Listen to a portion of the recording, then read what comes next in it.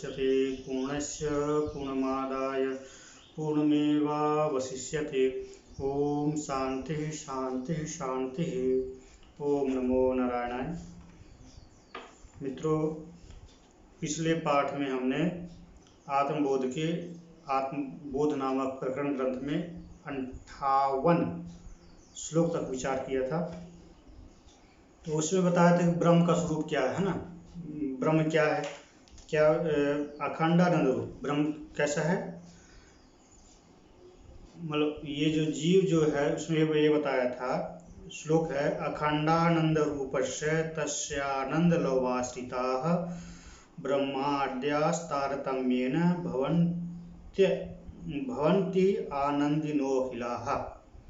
जो अखंडानंद रूप जो अद्वैत है ना, अखंडानंद जो ब्रह्म क्या है, अखंडानंद। एक उसमें किसी प्रकार किसी अंश में आनंद है, किसी अंश में आनंद नहीं है, ऐसा नहीं, अखंडानंद है उस ब्रह्म में। तो उस ब्रह्म के आनंद का एक अंश को आश्रय करके जो है ये जीव, संसार में जितने भी जीव है, तारतम्य से, मतलब चींटी का सुख थोड़ा है, उससे उसके अपेक्षा किसी मान लीजिए सियार का सुख ज़्यादा है, सियार के सुख से ज़्यादा सिंह का सुख ज़्यादा है, उससे भी ज़्यादा सुख ये पशुओं का है, जैसे ये हाथी है, घोड़ा है ना। तारतम्य है सब में। उससे अधिक सुख क्या है, मनुष्य का। मनुष्य से ज़्यादा सुख किसका है, एक राजा का है। राजा से भी कई गुना सुख जो है देवगंधर का सुख है। ये सुख का तारतम्य है। परंतु ये सुख जो है का तारतम्य किससे है, ब्रह्म के आनंद के केवल एक अंश मात्र से ही इनको सुख मिल रहा है, सुख का आभास मिल रहा है, लव आश्रित।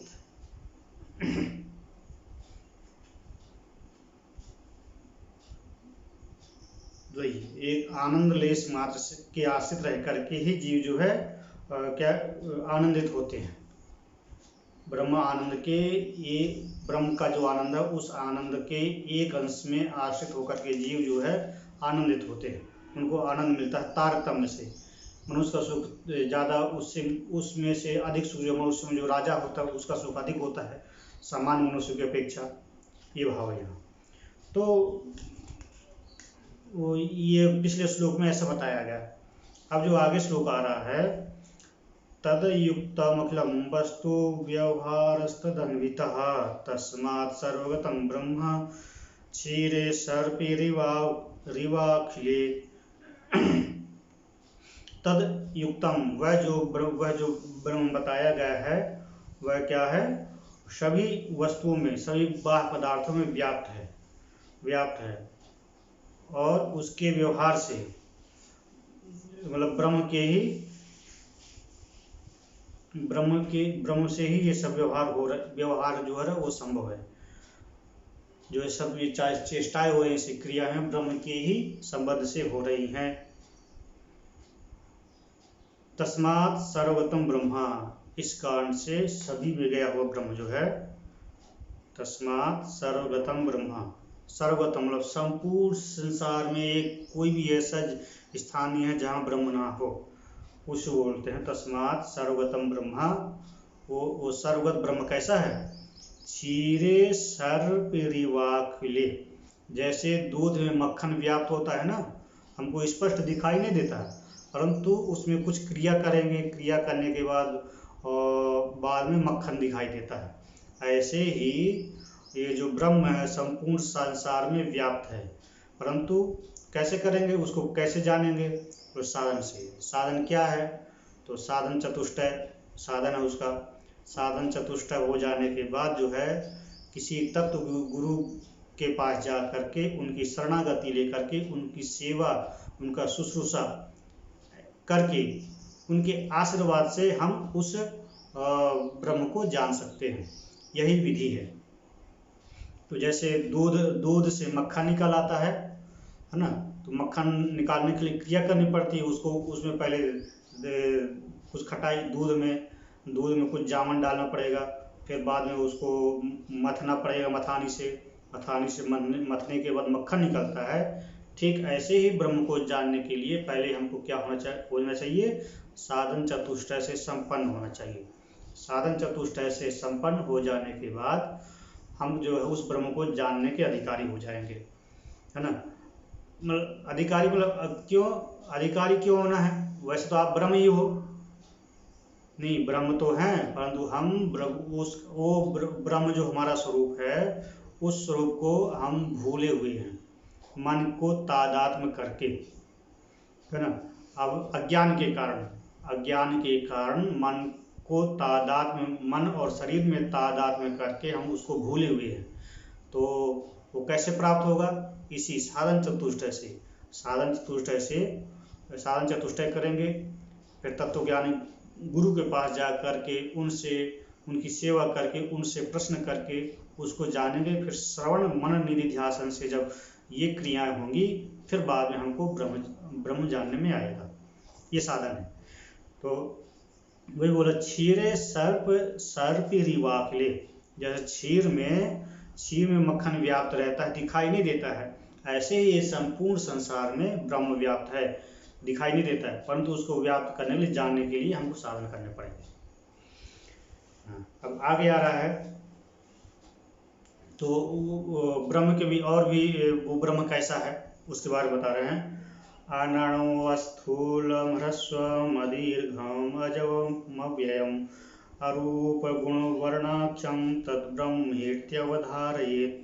मतलब अनणु, वह सूक्ष्म भी नहीं है ना, और अनणु अस्थूल, वह स्थूल भी नहीं है, और ह्रस्व भी नहीं है, छोटा भी नहीं है ना, और दीर्घ मतलब बड़ा भी नहीं है, और अजम मतलब जिसमें जन्म नहीं हो, न जायते थे अजम जिसमें न जन्म है, अव्ययम मतलब जिसका जो विनाश को प्राप्त नहीं होता वो अव्यय, ऐसा अविनाशी, अरूपम अरूप जिसका कोई रूप नहीं, है ना, और गुण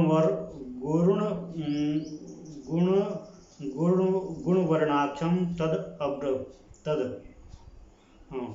जो रूप गुण वर्ण और नाम से रहित है, जो रूप गुण वर्ण और नाम से रहित है, तद ब्रह्म इत्यावधारित, वह ब्रह्म ऐसा निश्चय करे। निर्गुण जो स्वरूप है ना, वो निर्गुण स्वरूप वो ब्रह्म है, ताकि उपाधि भेद से वही ब्रह्म जो है ये नाम रूप वाला हो गया, है ना। उपनिषद का श्रवण करेंगे तो उपनिषदों से पता चलता है कि इस जगत की सृष्टि कैसे हुई। वो जो नाम रूप से रहित जो ईश्वर है, वो इस रूप और नाम वाले में आकर के अभिव्यक्त कैसे हुआ, प्रकट कैसे हुआ, इसका जो वर्णन उपनिषदों से, वेदांतों से मिलता है। अब आगे आते हैं। यद भाषा भाष्यतेऽर्कादि भाषैर्यत्तु न भाष्यते येन सर्वमिदं भाति तद्ब्रह्मत्यवधारयेत्। यद भाषा मतलब प्रकाश, यद भाषा भाषते अर्कादि ना, जिसके प्रकाश से अर्कादि मतलब सूर्य चंद्र आदि क्या होते, प्रकाशित होते हैं।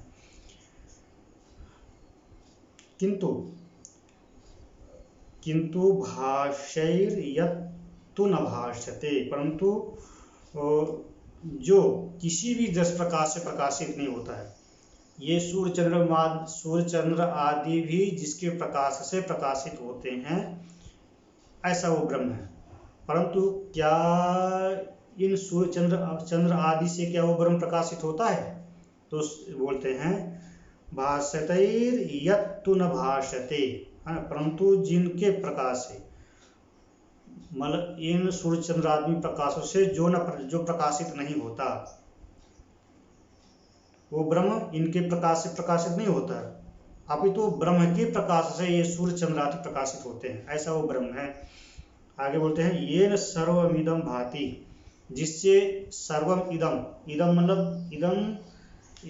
इदम से ये जगत, इदम से जगत ले गए, जिससे सर्वम इदम भाति, जिससे यह संपूर्ण संसार प्रकाशित होता है। तद ब्रह्म इत्यवधारेत, उसी को ब्रह्म जानो, वही ब्रह्म ऐसा निश्चय करे।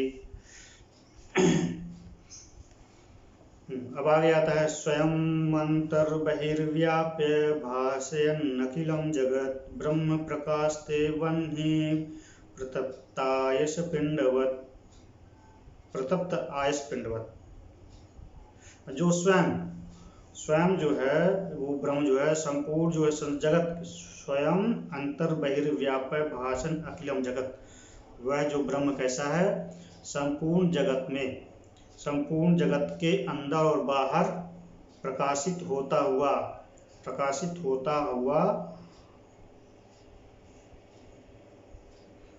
ब्रह्म प्रकाशते स्वयं, स्वयं ही अपने को प्रकाशित करता है। कैसे प्रकाशित करता है, मतलब वो ब्रह्म कैसे, संपूर्ण जगत को अंदर और भीतर से व्याप्त होकर,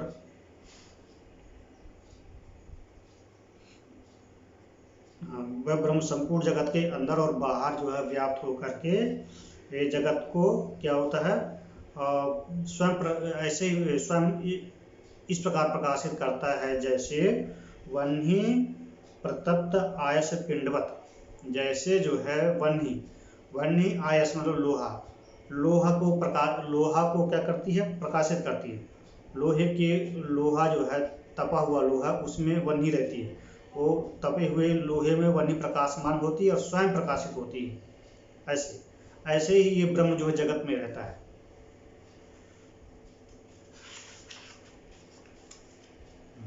आगे है जगत विलक्षणं ब्रह्मणो अन्यत्र किंचन ब्रह्मान्यद् भाति चेन्मिथ्या यथा मरुमरीचिका।